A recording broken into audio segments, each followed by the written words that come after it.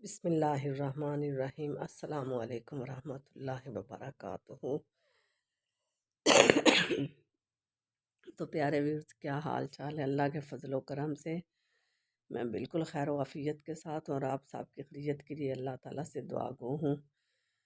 तो मुबारक हो, आज ईद का दिन है। ये मेरी ईद की रूटीन, बल्कि सुबह रोज़ाना सुबह की रूटीन मेरी यही होती है। सुबह उठ कर नमाज पढ़ी, उसके बाद यासीन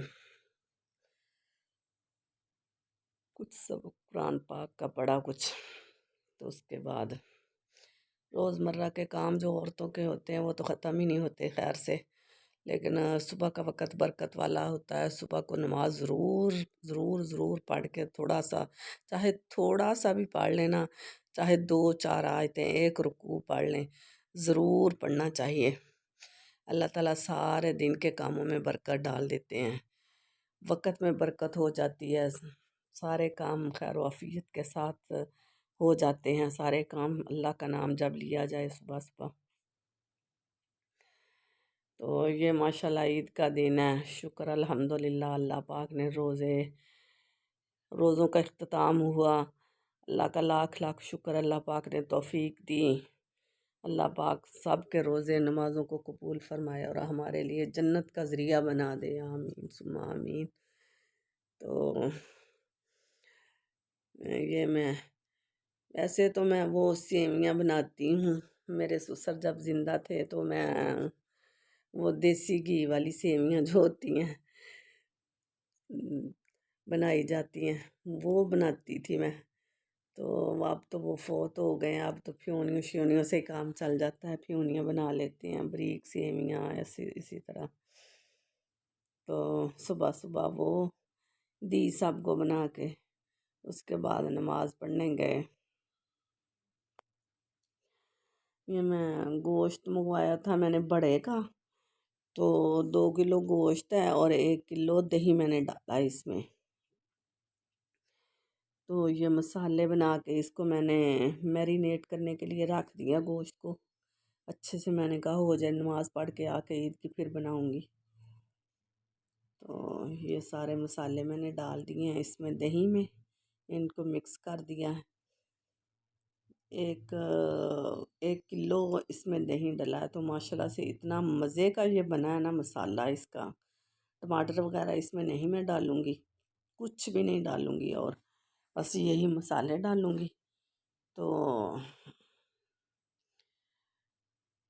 ये हम कुटा हुआ धनिया 1 चम्मच डाल दिया, 1 चम्मच रेड मिर्च डाल दी, आधा चम्मच ब्लैक मिर्च डाल दी और 1 चम्मच नमक का डाल दिया। नमक तो खैर अपने हिसाब से हर बंदा डालता है, कोई हल्का खाता है, कोई तेज़ खाता है। मिर्च भी खैर अपने हिसाब की होती है, कोई तेज़ कोई हल्की।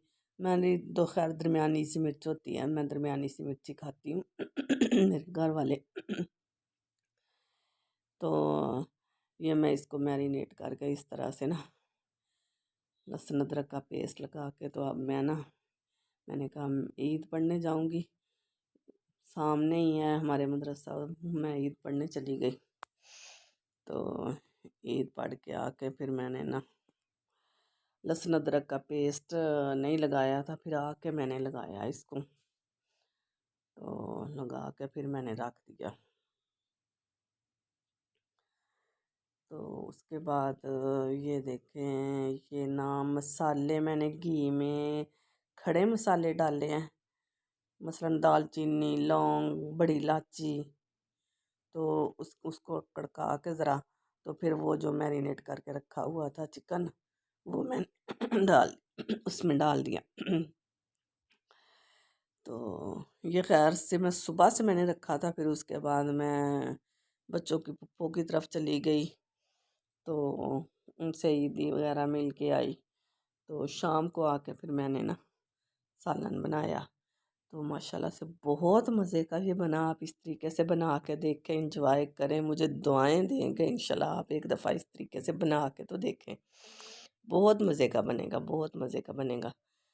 तो ये 15 मिनट के लिए मैंने सीटी लगाई थी कुकर की, तो कुछ गोश्त गल गया। तो उसके बाद मैंने इसको भून लिया। ये अलहदा से मैंने प्याज ब्राउन कर लिए, प्याज नहीं डाले ना मैंने इसमें। तो ये कुछ काजू हैं और कुछ बादाम हैं, तो ये इनका पेस्ट बना लूँगी मैं। साथ में ये प्याज जो ब्राउन करके रखे थे इनका पेस्ट बना के ना, तो वो भूनते वक़्त मैं डाल लूँगी इसमें। तो इससे आप इस तरीके से बना के एक दफ़ा देखें, सब उंगलियां चाटते रह जाएंगे। इस मज़े का सालन बना है ना, माशाल्लाह से इस मज़े का सालन बना था ना। बस इसको पेस्ट बनाते वक्त थोड़ा सा पानी डाल लेना है इसमें। तो पहले से खैर बादाम भिगो ले तो फिर उसके छिलके उतार लेते हैं। मैंने तो पहले नहीं उतारे थे, बस पहले भिगोए नहीं, मुझे टाइम ही नहीं मिला, मैंने तो उसी वक्त बस डाल लिया।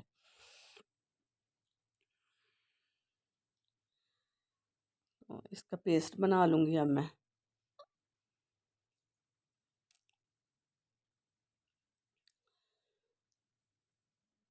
और कुछ भी नहीं डालना, बाज़ार के कोई मसाले वगैरह कुछ नहीं डालना, ये बस सादे से मसाले डाल के इसका आप एक दफ़ा सालन बना के देखें। माशाल्लाह से इतना मज़े का सालन बनेगा ना आपका, एक दफ़ा बना के तो देखें आप, सब आपको मान जाएंगे। देखिए घी छोड़ दिया है गोश्त ने, गोश्त भुन गया है। तो अब इसमें ये मैं पेस्ट डाल दूँगी इसका, तो अच्छे तरीके से इसको भून लूँगी मैं।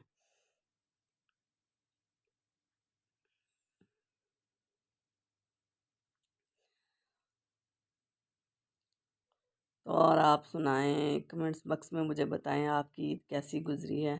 माशाल्लाह से अल्हम्दुलिल्लाह अल्हम्दुलिल्लाह अल्हम्दुलिल्लाह, अल्लाह पाक ने बहुत अच्छा दिन गुजार दिया। सब बहन भाइयों से भी मिलना हो गया और खैर आफियत के साथ दिन गुजर गया माशाल्लाह से। तो अल्लाह ताला सबको ही आफियत दे, सबको अपने हिफ्ज़ व अमान में अल्लाह रखे, सब बीमारों को अल्लाह पाक शिफाए कामिला आजिला अता फरमाए। ये रमज़ानुल मुबारक को अल्लाह ताला हमारे लिए रहमतों और बरकतों वाला बनाए। इसकी रहमतें और बरकतें हमारे सारा साल में हमारे ऊपर रहें, इसकी रहमतें।